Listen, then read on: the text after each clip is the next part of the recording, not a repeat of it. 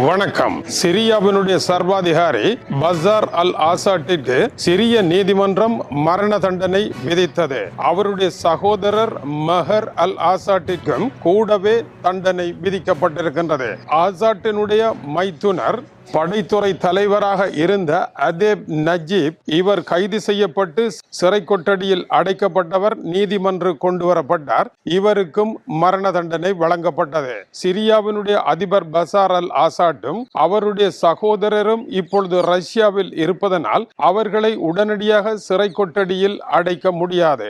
ஆனால் 14 வருட காலமாக சிரியாவில் நடைபெற்ற உள்நாட்டு போர் காரணமாக ஏற்பட்ட மன உளைச்சலும் பிள்ளைகளை குடும்பத்தவர்களை இழந்தவர்களும் ஆசாட் குடும்பத்தினருடைய 60 வருடங்கள் கொண்ட சர்வாதிகாரத்திற்கு எதிராக போராடிய மக்களும் தங்களுடைய லட்சக்கணக்கான உறவுகளை இழந்த நிலையில் இருந்த மன துன்பத்திற்கு இது ஒரு குறியீட்டு ரீதியான ஆறுதலாக அமையும் என்று கூறப்படுகின்றது.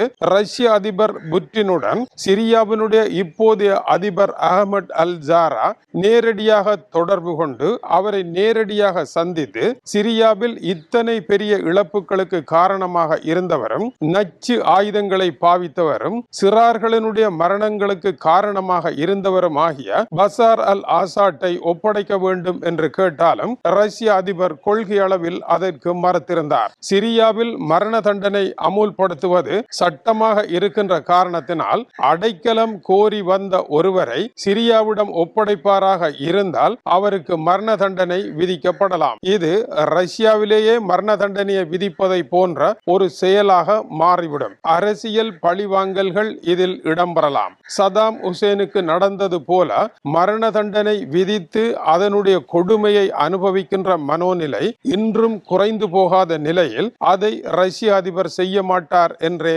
எதிர்பார்க்கப்படுகின்றது. ஆனால் ரஷ்ய அதிபர் இவரை ஒப்படைப்பாராக இருந்தால் ரஷ்யா மீதான ஆபிரிக்க சர்வாதிகாரிகளினுடைய நம்பிக்கை முற்றாகவே தகர்ந்து போய்விடும். ஆபிரிக்காவில் அரசுகளுக்கு எதிராக புரட்சிகளை ஏற்படுத்தி சர்வாதிகாரிகள் இராணுவத்தில் இருந்து உருவாகி அந்தந்த நாடுகளில் இப்பொழுது அதிகாரத்தில் இருக்கின்றார்கள். இவர்கள் நாட்டின் செல்வங்களை சூறையாடி ரஷ்யாவிற்கு அனுப்புவதாக குற்றச்சாட்டுகள் உண்டு. இப்படியானவர்கள் ஒரு கட்டத்தில் நாட்டை விட்டு விரட்டியடிக்கப்படுவார்கள். அந்த நேரம் அவர்களுக்கு தஞ்சம் அளிக்கக்கூடிய ஒரே நாடாக இருப்பது ரஷ்யா தான். ஏனென்றால் இவர்களுக்கான பாதுகாப்பை இப்பொழுது ரஷ்யாவினுடைய படைகளே வழங்கி கொண்டிருக்கின்றன. பசார் அல் ஆசாட்டை ஒப்படைப்பாராக இருந்தால் ஒரு கட்டத்தில் ரஷ்யா தங்களையும் ஒப்படைக்கும் என்று ஆபிரிக்க வட்டகையில் ரஷ்யாவினுடைய ஆதிக்கம் அழிந்து போவதற்கு காரணமாக இருக்கும் என்பதனால் ரஷ்ய அதிபர் இதை செய்ய மாட்டார். ஆனால் மரண தண்டனை தீர்ப்பு குறித்து மனித உரிமை கழகம் கூறுகின்ற பொழுது மரண தண்டனை மூலமாக ஒரு குற்றவாளிக்கான தீர்ப்பு வழங்கப்பட முடியாது, மரண தண்டனை தவறானது என்பதனால் மரண தண்டனை விதிக்கத்தான் வேண்டுமா என்பதை மறுபரிசீலனை செய்ய வேண்டும் என்றும் கேட்டிருக்கின்றது. ஆனால் சிரிய அதிபரினுடைய மைத்துனரும் படைத்துறை தலைவரும் நேரடியாக நீதிமன்றில் உட்கார வைக்கப்பட்டு அவர் இழைத்த தவறுகள் அங்கு சுட்டிக்காட்டப்பட்டன. அவர் ஆரம்பத்தில் இழைத்த தவறு படைத்துறை தலைவராக இருந்து சிரிய அதிபர் ஆசாட்டிற்கு எதிராக சுவர்களில் சுலோகங்களை எழுதிய 15 வயதிற்கு கீழ்ப்பட்ட சிறார்களை கைது செய்து துன்புறுத்திய வழக்கு இவரிடம் இருக்கின்றது. இதில் 2 சிறுவர்களை கொன்று அவர்களுடைய கண்களை தோண்டி கண்கள் அற்ற நிலையில் பெற்றோரிடம் சடலங்களை ஒப்படைத்த காரணத்தினால் சிரியாவில் போராட்டம் வெடிப்பதற்கு அந்த கண்ணிழந்த சிறுவர்களினுடைய நிலையை காரணமாக அமைந்தது. அப்படியான ஒரு அவல நிலையை உருவாக்கி பல லட்சம் பேர்களுடைய மரணங்களுக்கு காரணமாக இருந்த இவருக்கு மரண தண்டனை விதிக்கப்பட்டிருக்கின்றது. சிரியாவில் நடைபெற்ற 14 வருட போரில் பல லட்சக்கணக்கானவர்கள் கொன்று தள்ளப்பட்டிருக்கின்றார்கள். புகழ் மிக்க நாட்டினுடைய கலாச்சார சின்னங்கள் எல்லாம் உடைந்து தகர்ந்து கிடக்கின்றன. சிரியாவினுடைய அதிபர் பசார் அல் ஆசாட் நச்சு ஆயுதங்களையும் ரசாயன உயிரியல் ஆயுதங்களையும் பாவித்தார் என்பதற்கு திட்ட தெளிவான ஆதாரங்கள் ஐக்கிய நாடுகள் சபையிடம் உண்டு. எனவே இவர் மன்னிக்க முடியாத ஒரு போர்க்குற்றவாளி என்றாலும் கூட இவருக்கு மரண தண்டனை விதிக்கலாமா என்பதை தவிர அவர்களிடம் வேறு விவகாரங்கள் இல்லை. ஆனாலும் கூட இப்போது சிரியாவில் இருக்கின்ற மக்களுக்கு ஒரு நம்பிக்கை ஏற்பட்டு இருக்கின்றது. இந்த தீர்ப்பு இனிமேல் பசார் அல் ஆசாட் ரஷ்யா என்ற நாட்டை விட்டு வெளியேற முடியாது. அடுத்தபடியாக புட்டின் இருக்கும் வரையும் தான் இவர் இவர்களினுடைய காலம் இருக்கும். புட்டினுக்கு பின்னர் ரஷ்யா எப்படி மாறப்போகின்றது என்பதை சொல்ல முடியாது என்பதனால் இவர்களினுடைய இருத்தல் ஆபத்தானதாகவே இருக்கின்றது.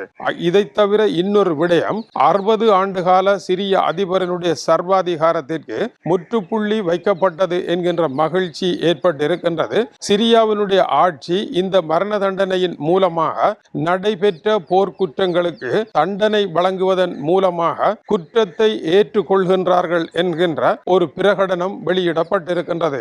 இந்த பிரகடனமானது நன்னம்பிக்கை வளர்வதற்கும் நல்லிணக்கம் ஏற்படுவதற்கும் மிக மிக முக்கியமான ஒன்றாகும். சம்பந்தப்பட்ட குற்றவாளிகளை தண்டிக்காமல் நல்லிணக்கம் ஒன்றை உருவாக்க முடியாது என்பது அடிப்படை விதி என்றும் இந்த செய்தி சுட்டிக்காட்டுகின்றது. அதேவேளை சிரியாவினுடைய ஆட்சியும் அங்கு வாழும் மக்களும் 60 வருட சர்வாதிகாரத்தினாலும் மிகவும் சிறுபான்மை இனமாகிய சிரிய அதிபர் பசார் அல் ஆசாட்டினுடைய சியா முஸ்லிம்களினுடைய சிறு பிரிவு ஆட்சி ஒன்று அங்கு நடைபெற்றிருக்கின்றது. அந்த ஆட்சியை ஏற்றுக்கொள்வதற்கு பெரும்பான்மை சுனி முஸ்லிம்கள் தயாராக இல்லை. இதேவேளை பல சிறு சிறு குழுக்களாக மக்கள் பிளவுபட்டு அதிகார போட்டியினால் அழிவடைந்த ஒரு சமுதாயமாக இருக்கின்றது. இந்த சமுதாயத்தை மீட்டெடுத்து ஒரு நல்ல நிலைக்கு கொண்டு வர வேண்டுமாக இருந்தால் சட்டவாட்சி என்பது அங்கு முக்கியமாக வர வேண்டும். காட்டு தர்பார் என்பது இல்லாமல் செல்ல வேண்டும். இதை நோக்கி சிரியா நடக்கின்ற பாதையில்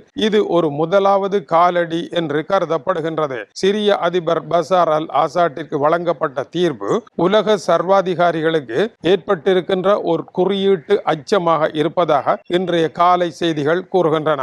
இந்த நிலையில் ஈரான் அமெரிக்கா போர்க்களத்தில் பேச்சுவார்த்தைகளில் என்னதான் நடைபெறுகின்றது என்று பாகிஸ்தானினுடைய படைத்துறை அமைச்சர் ஹவாஜா ஆசிப் ப்ளூம்பர்க் பத்திரிகைக்கு வழங்கிய பேட்டியில் பேச்சுவார்த்தைகள் ஒரு இணக்கப்பாடான இடத்தை எட்டி தொட்டிருப்பதாகவும் கடந்த 2-3 நாட்களில் தாங்கள் எதிர்பாராத ஒரு திருப்பம் ஏற்பட்டிருப்பதாகவும் விரைவில் பேச்சுவார்த்தையில் ஒரு நல்ல முடிவை எட்டி தொடலாம் என்றும் கூறியிருக்கின்றார். இவருடைய கருத்தை நம்ப முடியாது என்று சர்வதேச நிபுணர்கள் தெரிவிக்கின்றார்கள். இதுபோலத்தான் பேச்சுவார்த்தை இணக்கமான நிலைக்கு வருகின்றது என்று காலை செய்தி வர மாலை தாக்குதல்கள் நடைபெற்ற சம்பவங்களே பெரும்பாலும் நடைபெற்றிருக்கின்றன. இந்த பேச்சுவார்த்தையில் பாகிஸ்தானினுடைய படைத்துறை அமைச்சர் எந்த ஒரு காரணத்தையும் ஆழமாக கூறாமல் தொட்டுக்கொண்டே சென்றிருக்கின்றார். அவருடைய கருத்தில் அடியும் இல்லை தலையும் இல்லாமல் இருக்கின்றது. அதை நம்ப முடியாது என்றும் ஒரு நம்பிக்கைக்காக நல்ல காலம் வருகின்றது நல்ல காலம் வருகின்றது என்று குடுகுடுப்பைக்காரன் கூறுவது போல அவர் கூறியிருக்கின்றாரே அல்லாமல் இன்னமும் ஈரான் அமெரிக்கா இருவரும் முக்கிய கருவூல பிரச்சனையில் கை வைக்கவில்லை. அந்த விவகாரத்தில் கை வைக்காமல் அமைதி என்பது சாத்தியம் இல்லை என்று நிபுணர்கள் கூறுகின்றார்கள். அந்த அமைதியை இவர்கள் தொடுவார்களா என்றால் அதற்கு காலம் எடுக்கும் என்றும் தெரிவிக்கின்றார்கள். வணக்கம் உறவுகளே. சுந்தோஸ் முகமது இம்தியாஸ் என்ற எனது யூடியூப் சேனலை சப்ஸ்கிரைப் செய்யுங்கள்.